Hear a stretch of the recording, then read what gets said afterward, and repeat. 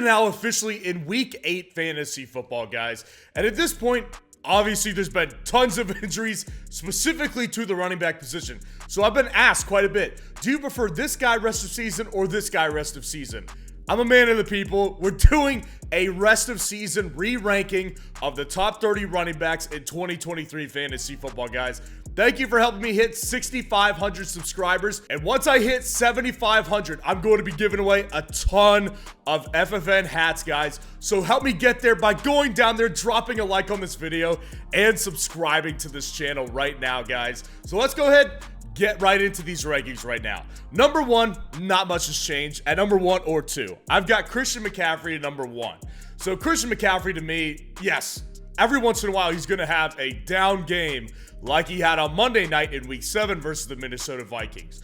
In truth, at the end of the day, it doesn't truly matter because even the best do that type of stuff. You can see the workload is so consistent on the screen. This is a guy who averages at least 20 opportunities per game, and he's super important to this team's offense. He's been efficient all year at 5 yards per carry. The dude is just too great. He's got already 9 touchdowns this season. 9 through 7 games for the 49ers. Do I think that Christian McCaffrey is going to have another bad game? I don't know, but the reality is Christian McCaffrey is definitely not done giving you 30-plus point games. He's easy number 1. Number 2, nothing has changed here either. Austin Ekeler of the Los Angeles Chargers belongs here at number 2, guys. I've gotten tons of questions about Austin Ekeler over the past week or two. Should I trade Austin Ekeler for this guy? Should I bench Austin Ekeler this week? Listen, week 8's a different story. I've discussed this one in week 8 already. So if you want to get those rankings, go back and watch the week 8 running back rankings video. In short, nothing changes here because look at the 2 opponents that the Chargers have played since Austin Ekeler has been back. They played the Dallas Cowboys and they played the Kansas City Chiefs, who have both been very good stopping the run this season. Now, when we're talking about a player who's usually in years prior been fantastic in fantasy football, you don't want to see them get stopped by anybody. And I agree with that. But the reality here is that they need a team to get them jump-started again, and they've got the Chicago Bears this week on Sunday night. I think they're going to get jump-started. Austin Ekeler, simply too important to this offense without Mike Williams. I will say the comments that he's made about Brandon Staley, maybe there's some tension in there. I would imagine there is, but Austin Ekeler, to me, still an easy number 2. Number 3, my guy Travis Etienne. I am so happy that Travis Etienne has been so good this year because I put all my chips in on him before the fantasy football draft season, guys. I've been big on him since the beginning. And if you remember back to Christian McCaffrey's averaging just about 22 opportunities per game. Travis Etienne is getting the same workload. Now, he's not as efficient, right? That's just not his reality. But the attempts per game are there. The targets per game are there. This guy's going to be good. He's going to continue to be great in fantasy football because, like I said, before the start of the season, this is going to be a Josh Jacobs 2022 type of year for Travis Etienne. Tony Pollard of the Dallas Cowboys at number 4. I get it. It's been a little bit disappointing at some points for Tony Pollard. Like, if you look at his fantasy points per game and compare that to Travis Etienne and Christian McCaffrey, he's down by at least 5 points per game less than those guys. So it's like, it's understandable that people are a little bit disappointed with him. But overall, when you start him, are you really that disappointed? Like, I understand 13.2 fantasy points per game isn't much, but he's still getting the volume, right? This team is going to get better. They're coming off the bye.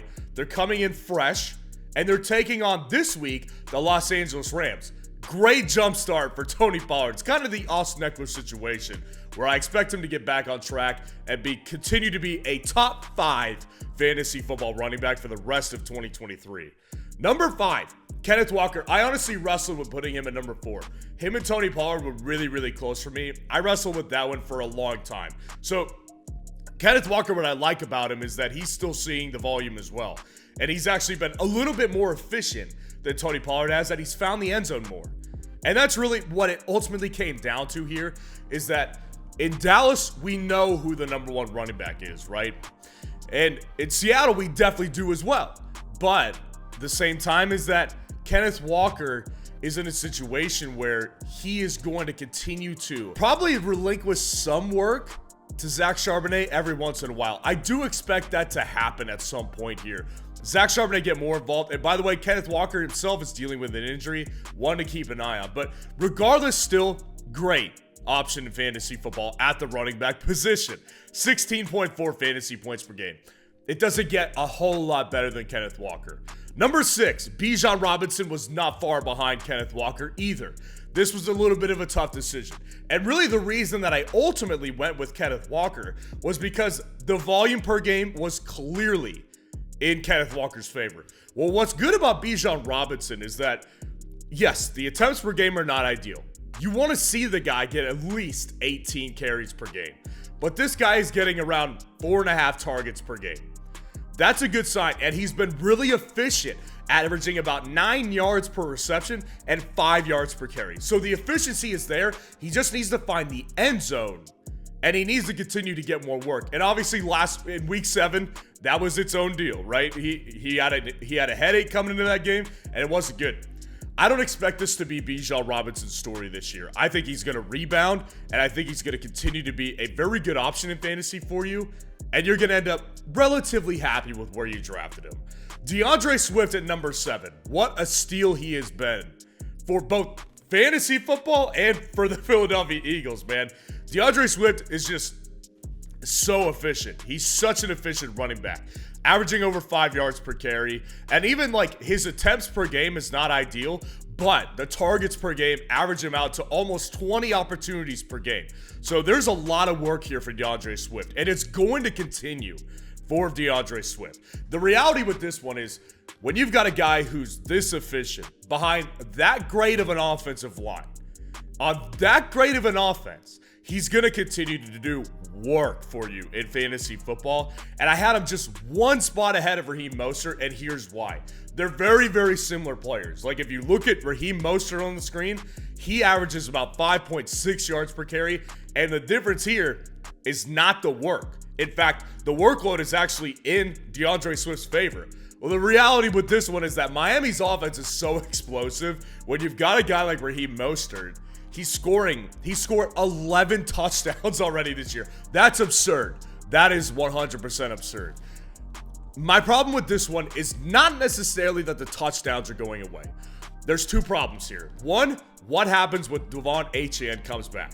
I think that eats into Raheem Mostert's upside in fantasy football. Not necessarily his workload, but maybe his upside in fantasy football is not quite as high. Number two, we've got a guy who has been a long rap sheet of injuries. He's in his 30s now.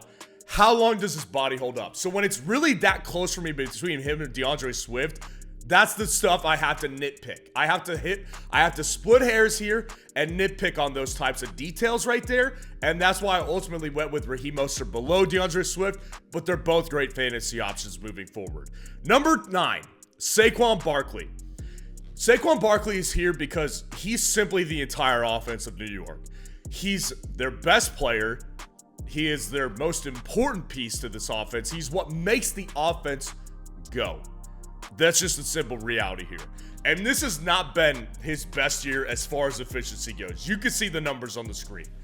3.8 yards per carry is not that good. And honestly, it's just tough because Saquon Barkley, I wanted to put him higher than this, but with the offense's upside, it just doesn't put him in many scoring opportunities. That's a problem here. And that's the ultimate problem I have with Saquon Barkley, while acknowledging that he is still a very good fantasy option at running back.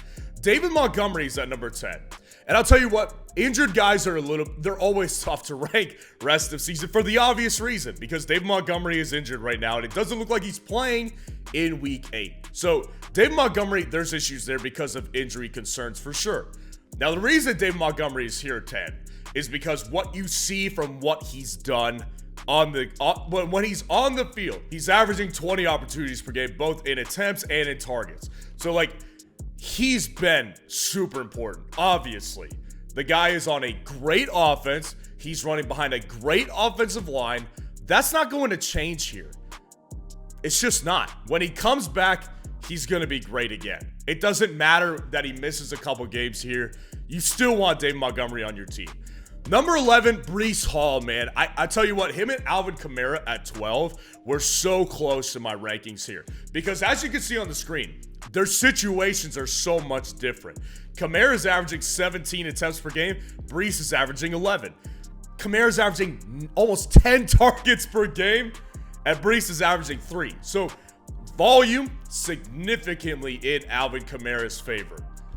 Efficiency, significantly in Breece Hall's favor, right? So Breece Hall is the way more efficient back, and Alvin Kamara is the way more volume-based back. Now, here's the reality with Breece Hall's numbers versus Kamara's. The moment that Kamara came back, he's been great in fantasy football. Well, Breece Hall had a good game to start the year, and then he was splitting touches with Dalvin Cook. Well, those days are over now. Those days are over. Breece Hall is the number 1 running back in this backfield, so those numbers are naturally going to be a little bit more skewed. When you see a guy like Breece Hall, who's such a tremendous player, and when he starts to get the workload, those numbers every number is going to rise on this list right now. Every single one of them, including fantasy points per game. So the player himself, I'm not concerned about. The only reason I've considered putting Kamara above Breece is because of the offense that he's on. They're both not in great offenses, though.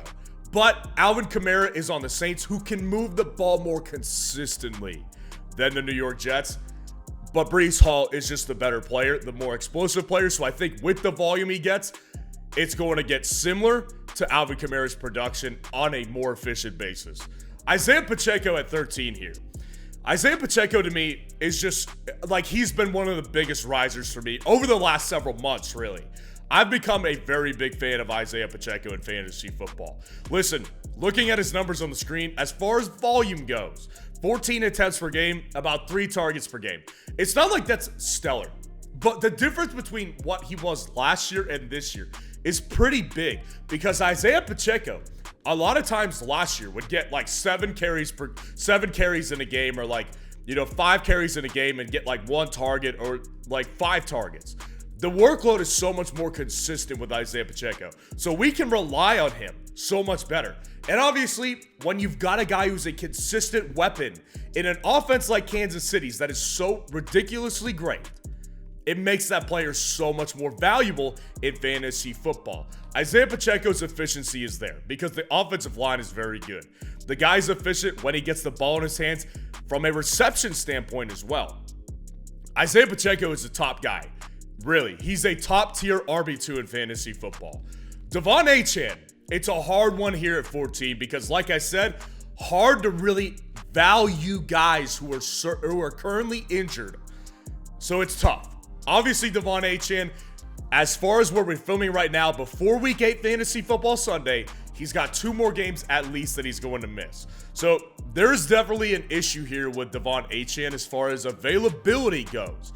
But the reality is, what this guy has done through a short NFL career has been nuts. Like, it's just unbelievably nuts what he's done. I mean, those are like video game numbers right there on the screen. It's crazy, and I don't think that he's going to continue to do that at that pace exactly.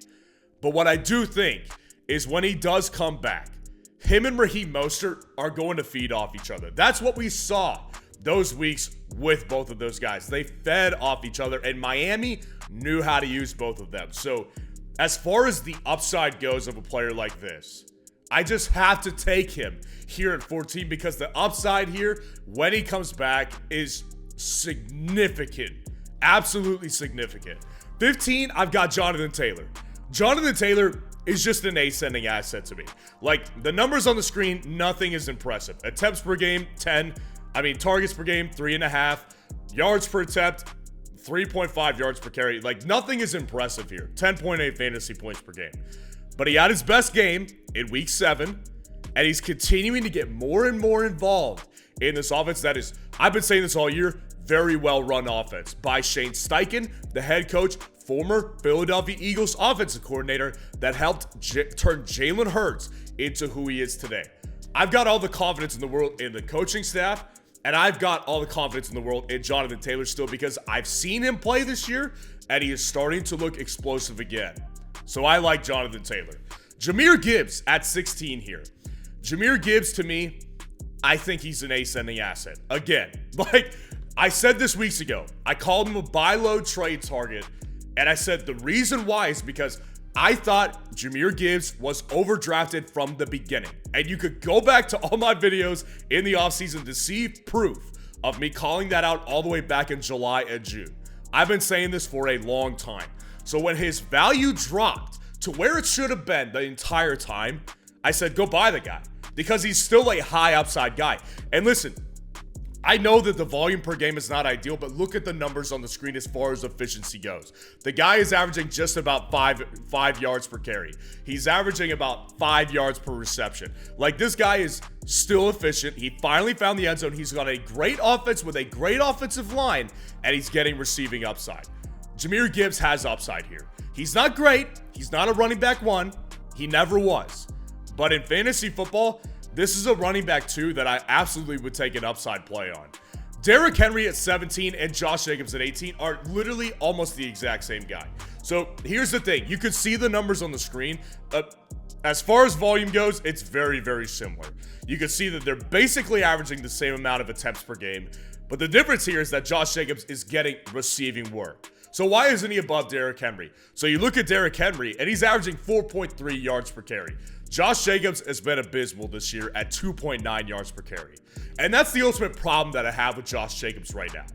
Is Josh Jacobs is just simply not the player that he was last year. He's just not. And it's disappointing, and I thought he would be the opposite because Josh Jacobs is on another contract here. So I thought we were going to see another great season. It hasn't amounted to that.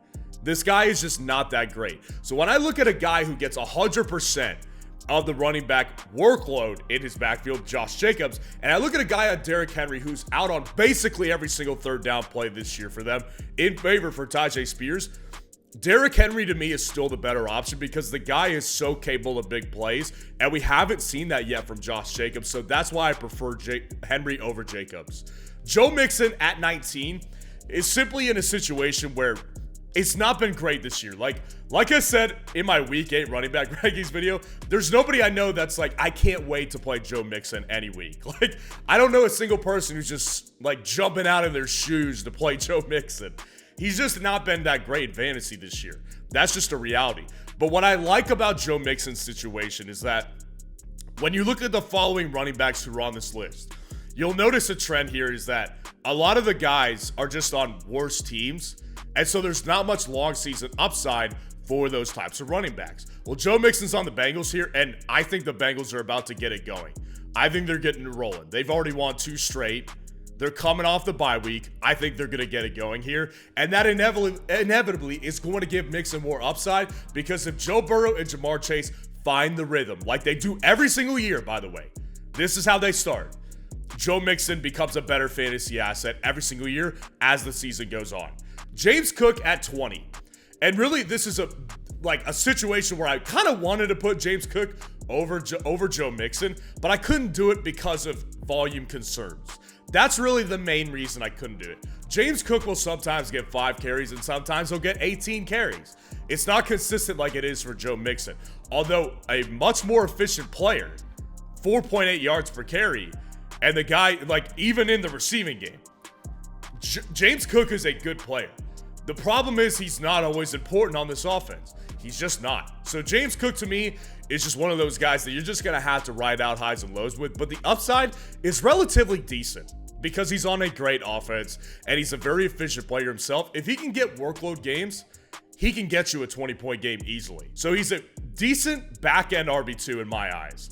Jerome Ford, this is a guy who obviously has been a big surprise to me. Like, I didn't think he was going to be worth much of anything. And here's the deal. If he wasn't injured right now, he'd actually be a little bit higher on this list. He'd actually be higher than James Cook and Joe Mixon. But he's going to miss at least the next game or 2.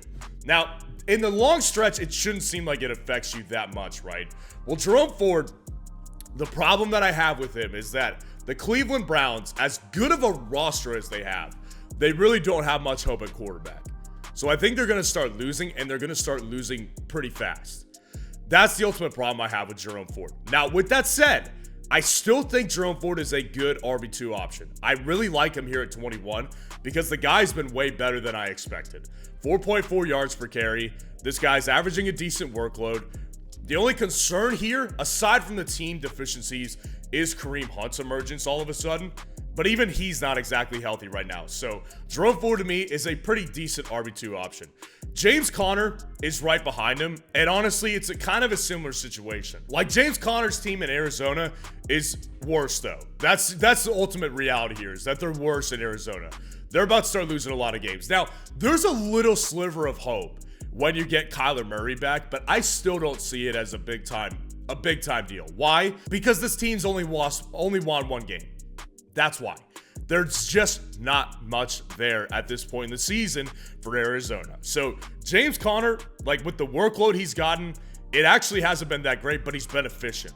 That's James Conner's good thing, is that he's actually been efficient. So when he comes back, he's definitely the clear number one running back if they intend to use him through a bad time, which again, absolutely, they might choose to rest him more than you think. Rashad White, Ramondre Stevenson, back-to-back here. When you look at them both back-to-back, side by side, it's so similar. It's crazy how similar they are. Like attempts per game, basically identical. Targets per game, slightly in Ramondre's favor, but those numbers actually are going to get skewed more towards Rashad White after the Thursday night performance versus the Buffalo Bills. He had 9 receptions in that game. So Rashad White's about to see an uptick in that category. Efficiency is the exact same. It's literally the exact same, and fantasy points per game is the exact same. Like, they're so similar here. Here's why I prefer Rashad White. Rashad White is going to get, I think, more volume as far as receptions go because of the offense that he's on, and I think that there's a little bit more upside in Tampa Bay than there is in New England's offense. New England's offense is really just a dead zone. Like, they're just so bad offensively that I can't put any excitement behind a player like that. So they're both inefficient. They're both handling the same volume. To me, what it comes down to at that point is what is the upside of the offense in general, and there is more upside in Tampa Bay's offense. Number 25, Alexander Mattison, and number 26, Brian Robinson Jr. Again, very similar situation right here. You're looking at attempts per game, slightly in Alexander Mattison's favor. Efficiency, slightly in Mattison's favor. Targets per game, in Mattison's favor. That's why he's above Brian Robinson, and I get it. Brian Robinson started out the season, and I was like, dude, I might have been so wrong about this guy. He started out red hot. He was a top 5 fantasy running back for weeks. Brian Robinson's coming back down to earth because here's the thing, he's simply just not that great of a player, and neither is Alexander Mattison. Alexander Mattison, I was dead wrong on. That's the reality here. So Alexander Mattison, Brian Robinson, very similar players. I prefer Alexander Mattison again because I think the offense's upside is higher in Minnesota's than it is in Washington. Kylin Williams at 27, that's a hard rank to me because, again, injury concerns here. Dude just got placed on IR. So Kylin Williams is going to miss time, extended time. And here's the thing, I called Kylin Williams a sell-high player before the injury happened. I was saying, try to sell this guy right now because he's about to go downhill. And obviously, I did not see that injury happening for Kylin Williams. Like, I'm not saying I was predicting an injury. What I'm saying is that Kylin Williams, when you look at him, the offense is actually a lot better than I thought. But this guy was starting to lose efficiency week by week. So Kylin Williams to me is a good option. Like if you're talking about getting a running back 3 or maybe a throw-in guy in a trade. But Kylin Williams to me, when we get to the point where he comes back, I think the Rams are going to be a lot worse off. And their offensive line is tragically bad. And it's only going to get worse with time. Zach Moss, I can't stand to put this guy outside the top 30. But I can't stand to put him any higher than this either. It's a real conundrum with Zach Moss because the numbers on the screen scream a guy who's a running back 1 in fantasy football. If you were simply a numbers person and looking at this, you're like, why is he this low? This guy's an idiot. It's hard to explain this one because Zach Moss has been excellent in every single touch he's had this year. But Jonathan Taylor is the guy that they made the investment on. That's the ultimate reason that Zach Moss falls. He's a descending asset to me in my opinion, a descending asset because they made the investment on Jonathan Taylor. That's why. Jonathan Taylor, to me, is just a more upside player in this offense. Although, I do acknowledge, I've said this earlier in the week. I said, I think Zach Moss is going to continue to stay because as good as this guy's performing, how could you just put him on your bench? But with that said, I think his volume is really going to start to keep going down. Aaron Jones, Damen Pierce, rounding out the top 30. Aaron Jones, simply above Damen Pierce because of upside play. Aaron Jones has more upside than Damen Pierce, but Damen Pierce's volume is way more, and he's healthier than Aaron Jones. Aaron Jones is really, it's a tragic story. Like, volume is not there, and he's been injured so much. So it's hard to rely on Aaron Jones, but again, the upside play is still there. The guy still is capable of breaking off a 50-yard run, a 60-yard run, maybe even a 3-touchdown game. Not saying it's likely, but it's still possible. Damen Pierce, we haven't seen that. We do see volume, though. But look at the efficiency. Under 3 yards per carry, it's bad. It's been really bad. Now, I've called him an ascending asset in recent weeks, and I do believe that. But when I say ascending asset, we're not talking about, even Zach Moss level yet. Like, he's not there. I need to see more, but I do think that Damen Pierce, with the volume that he's getting, could become a better fantasy option on a team that is in much better position than I thought they would be. So let me know what you think of the rankings in the comments below. And if you want to see the rest of season wide receiver rankings for 2023 fantasy football, click on this video right here.